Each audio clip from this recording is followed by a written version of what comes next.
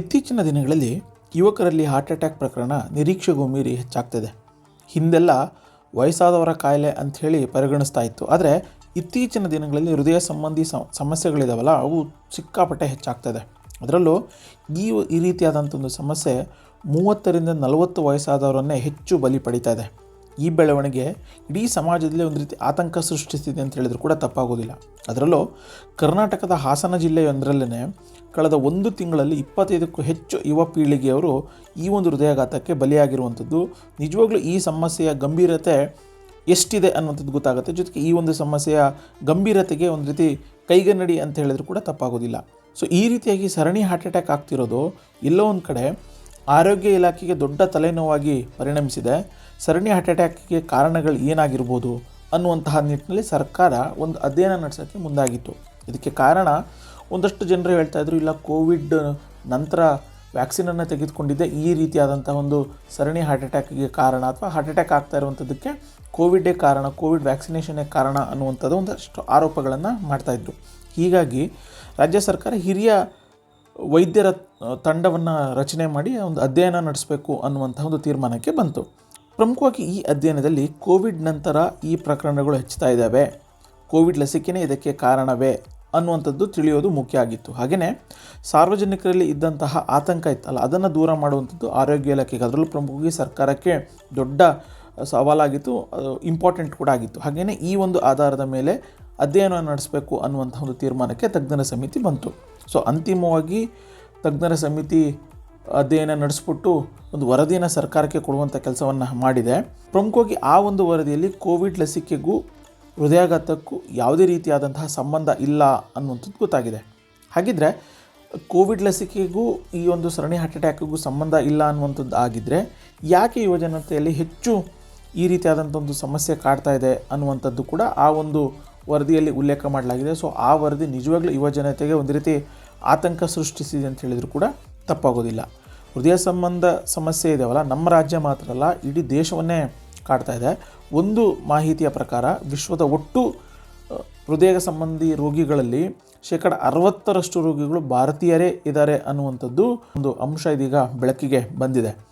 So ಇಷ್ಟು ದೊಡ್ಡ ಪ್ರಮಾಣದಲ್ಲಿ ಹಾರ್ಟ್ ಅಟ್ಯಾಕ್ ಆಗೋಕ್ಕೆ ಕಾರಣ ಏನು? ಅದರಲ್ಲೂ 35ರಿಂದ 45 ವರ್ಷದ ಒಳಗಡೆ ಇರುವಂಥವರೇ ಹೆಚ್ಚು ಬಲಿಯಾಗ್ತಿದ್ದಾರೆ ಅನ್ನುವಂಥದ್ದು. ಇದಕ್ಕೆ ಕಾರಣ ಏನು ಅನ್ನುವಂಥದ್ದನ್ನು ನಾವು ಹುಡುಕ್ತಾ ಹೋದಾಗ ಸಿಕ್ಕಂತಹ ಉತ್ತರ ಇದೆಯಲ್ಲ, ನಿಜವಾಗ್ಲೂ ಯುವಜನತೆಯ ಜೀವನ ಶೈಲಿ ಯಾವ ರೀತಿ ಇದೆ ಅನ್ನುವಂಥದ್ದು ಈ ಒಂದು ಅಂಕಿಅಂಶದಲ್ಲಿ ಅಥವಾ ಈ ಒಂದು ಮಾಹಿತಿಯಲ್ಲಿ ಗೊತ್ತಾಗ್ತಾ ಇದೆ. ಅದರಲ್ಲಿ ಒಂದಷ್ಟು ವಿಚಾರಗಳನ್ನು ನಾನು ಹೇಳ್ತಾ ಹೋಗೋದಾದರೆ, 30ರಿಂದ 45 ವರ್ಷದ ವಯಸ್ಸಿನವರಲ್ಲಿ ಹೆಚ್ಚು ಹೃದಯ ವೈಫಲ್ಯ ಪ್ರಕರಣಗಳಿದ್ದಾವೆ, 13% ಹೆಚ್ಚಾಗಿದೆ ಅನ್ನುವಂಥದ್ದು. ಸೊ ಇದ್ರ ಜೊತೆಗೆ ತಜ್ಞರು ಹೇಳುವಂತಹ ಪ್ರಕಾರ ಬದಲಾದಂತಹ ಒಂದು ಜೀವನ ಶೈಲಿ ಈ ರೀತಿಯಾದಂಥ ಒಂದು ಸಮಸ್ಯೆಗೆ ಮೂಲ ಕಾರಣ ಅನ್ನುವಂಥದ್ದು ಕೂಡ ಅಧ್ಯಯನದಿಂದ ತಿಳಿದು ಬಂದಿದೆ.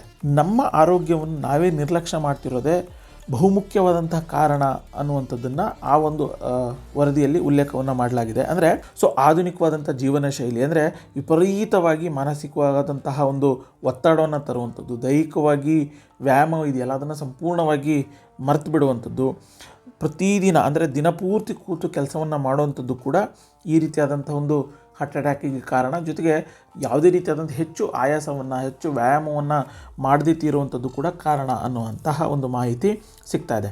ಕೆಟ್ಟ ಅಭ್ಯಾಸಗಳು ಕೂಡ, ಅಂದರೆ ಪೌಷ್ಟಿಕಾಂಶ ಇಲ್ಲದ ಜಂಕ್ ಫುಡ್ಗಳನ್ನು ಸೇವನೆ ಮಾಡುವಂಥದ್ದು, ಧೂಮಪಾನ ಮಾಡುವಂಥದ್ದು, ಮದ್ಯಪಾನ ಮಾಡುವಂಥದ್ದು, ಗಂಟೆಗಟ್ಟಲೆ ಮೊಬೈಲನ್ನು ನೋಡುವಂಥದ್ದು, ಬಳಕೆಯನ್ನು ಮಾಡುವಂಥದ್ದು, ತಡರಾತ್ರಿ ಮಲಗುವಂತಹ ಚಟಗಳು, ಅಂದರೆ ಕಣ್ಣಿಗೆ ಒಂದು ರೀತಿ ನೆಮ್ಮದಿಯನ್ನು ಕೊಡಬೇಕು, ಆ ಒಂದು ಕೆಲಸ ಆಗ್ತಾಯಿಲ್ಲ.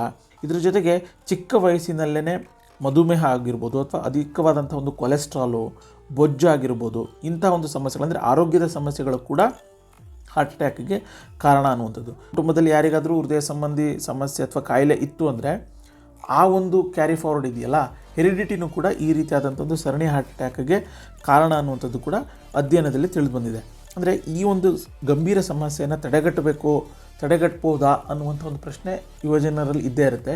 ಸೊ ವೈದ್ಯರು ಹೇಳುವಂಥ ಪ್ರಕಾರ ಖಂಡಿತವಾಗ್ಲೂ ನಮ್ಮ ಜೀವನ ಶೈಲಿಯನ್ನು, ಆಹಾರ ಪದ್ಧತಿಯನ್ನು ನಾವು ಬದಲಾವಣೆ ಮಾಡಿಕೊಂಡಿದ್ದೇ ಆದಲ್ಲಿ ನಾವು ಈ ರೀತಿಯಾದಂಥ ಒಂದು ಹಾರ್ಟ್ ಅಟ್ಯಾಕಿಂದ ನಾವು ಮುಕ್ತರಾಗ್ಬೋದು ಅನ್ನುವಂತಹ ಒಂದು ಸಲಹೆಯನ್ನು ಕೂಡ ವೈದ್ಯರು ಕೊಡ್ತಿದ್ದಾರೆ. ಅಂದರೆ ವೈದ್ಯರು ಕೊಡ್ತಾ ಇರುವಂಥ ಸಲಹೆಯನ್ನು ನಾವು ಗಮನಿಸ್ತಾ ಹೋಗೋದಾದರೆ, ನಿಯಮಿತವಾದಂತಹ ಆರೋಗ್ಯ ತಪಾಸಣೆಯನ್ನು ಮಾಡುವಂಥದ್ದು. ಅಂದರೆ 18 ವರ್ಷ ಯಾರೇ ದಾಟಿದರೂ ಕೂಡ ಅವರು ಪ್ರತಿ ವರ್ಷ ತಪ್ಪದೆ BP, ಶುಗರು ಈ ರೀತಿಯಾದಂಥ ಒಂದು ಚೆಕ್ಕನ್ನು ಮಾಡಿಸ್ಕೊಳ್ಳುವಂಥದ್ದು. ಕೊಲೆಸ್ಟ್ರಾಲು ಮತ್ತು ಡಯಾಬಿಟೀಸ್ ಇದೆಯಲ್ಲ, ಅದನ್ನು ಎಷ್ಟು ಸಾಧ್ಯ ಆಗುತ್ತೋ ಅಷ್ಟು ಕಂಟ್ರೋಲನ್ನು ಮಾಡಿಕೊಳ್ಳುವಂಥ ಕೆಲಸವನ್ನು ಮಾಡಬೇಕಾಗತ್ತೆ. ದೈಹಿಕವಾದಂಥ ಚಟುವಟಿಕೆಗಳಂದರೆ ಪ್ರತಿದಿನ ಕನಿಷ್ಠ 10,000 ಹೆಜ್ಜೆಗಳನ್ನು ನಡಿಬೇಕಾಗತ್ತೆ. ಇದ್ರ ಜೊತೆಗೆ 30-40 ನಿಮಿಷಗಳ ಕಾಲ ವ್ಯಾಯಾಮವನ್ನು ಮಾಡಬೇಕಾಗತ್ತೆ. ಈ ರೀತಿಯಾದಂತಹ ಒಂದು ದೈಹಿಕ ಚಟುವಟಿಕೆಯನ್ನು ನಾವು ನಿರಂತರವಾಗಿ ಮಾಡ್ತಾ ಇರಬೇಕಾಗತ್ತೆ. ಆರೋಗ್ಯಕರವಾದಂಥ ಒಂದು ಆಹಾರವನ್ನು ಸೇವನೆ ಮಾಡಬೇಕಾಗತ್ತೆ. ಪ್ರಮುಖವಾಗಿ ಜಂಕ್ ಫುಡ್ಗಳನ್ನು ಬಿಡಬೇಕಾಗತ್ತೆ. ಹಸಿರು ತರಕಾರಿಗಳನ್ನು, ಹಣ್ಣುಗಳನ್ನು ಮತ್ತು ಹೃದಯಕ್ಕೆ ಆರೋಗ್ಯವಾದಂತಹ ಆಹಾರಗಳನ್ನು ನಾವು ಸೇವನೆ ಮಾಡುವಂಥ ಕೆಲಸವನ್ನು ಮಾಡಬೇಕಾಗುತ್ತೆ. ಒತ್ತಡದ ಜೀವನ ಇದೆಯಲ್ಲ, ಅದನ್ನು ಸಂಪೂರ್ಣವಾಗಿ ಕಡಿಮೆ ಮಾಡಬೇಕಾಗತ್ತೆ. ಯೋಗ ಮಾಡಬೇಕಾಗತ್ತೆ, ಮೆಡಿಟೇಷನನ್ನು ಮಾಡಬೇಕಾಗತ್ತೆ, ಹೆಚ್ಚು ನಿದ್ದೆಯನ್ನು ಮಾಡಿ ಮೈಂಡಿಗಾಗಿರುವುದು, ದೇಹಕ್ಕೆ ವಿಶ್ರಾಂತಿಯನ್ನು ಕೊಡುವಂಥ ಕೆಲಸ ಆಗಬೇಕು ಅನ್ನುವಂಥದ್ದು. ಅಂದರೆ ಒಟ್ಟಿನಲ್ಲಿ ಯುವಜನರಲ್ಲಿ ಹೆಚ್ಚಾಗ್ತಾ ಇರುವಂತಹ ಈ ಒಂದು ಹೃದಯಾಘಾತ ಇದೆಯಲ್ಲ, ಇದು ಕೇವಲ ಹೆರಿಡಿಟಿ ಸಮಸ್ಯೆಯಾಗಿ ಉಳಿದಿಲ್ಲ. ಇದ್ರ ಬದಲಿಗೆ ನಮ್ಮದೇ ಆದಂತಹ ತಪ್ಪುಗಳಿದಾವಲ್ಲ, ಜೀವನ ಶೈಲಿ, ಆರೋಗ್ಯದ ಬಗ್ಗೆ ಇರುವಂತಹ ನಿರ್ಲಕ್ಷ್ಯ, ಇವೆಲ್ಲವೂ ಕೂಡ ಈ ರೀತಿಯಾದಂಥ ಒಂದು ಸಮಸ್ಯೆಗಳಿಗೆ ಕಾರಣ ಅನ್ನುವಂಥದ್ದನ್ನು ಕೂಡ ವೈದ್ಯರು ಹೇಳ್ತಿದ್ದಾರೆ. ಸೊ ಈಗಲಾದರೂ ಯುವಜನತೆ ಜಾಗೃತರಾಗಬೇಕಾಗತ್ತೆ. ಆರೋಗ್ಯದ ಬಗ್ಗೆ ಕಾಳಜಿಯನ್ನು ವಹಿಸಬೇಕಾಗತ್ತೆ. ಆರೋಗ್ಯದ ಬಗ್ಗೆ ಕಾಳಜಿ ವಹಿಸಲಿಲ್ಲ ಅಂತಂದರೆ ಹೃದಯ ಸಂಬಂಧ ಸಮಸ್ಯೆಗಳಿದಾವಲ್ಲ, ಅಂಥ ಸಮಸ್ಯೆಗಳಿಂದ ಬಳಲಬೇಕಾಗುತ್ತೆ ಅನ್ನುವಂಥದ್ದನ್ನು ಒಂದು ಎಚ್ಚರಿಕೆಯನ್ನು ಕೂಡ ವೈದ್ಯರು ಕೊಡುವಂಥ ಕೆಲಸವನ್ನು ಮಾಡ್ತಿದ್ದಾರೆ. ಆರೋಗ್ಯಕರವಾದಂಥ ಒಂದು ಜೀವನ ಶೈಲಿಯನ್ನು ನಾವು ಅಳವಡಿಸಿಕೊಂಡಿದ್ದೇ ಆದರೆ ನಾವು ಸೇಫ್ ಆಗಿರ್ತೀವಿ, ನಮ್ಮ ಹೃದಯನೂ ಕೂಡ ಸೇಫ್ ಆಗಿರುತ್ತೆ.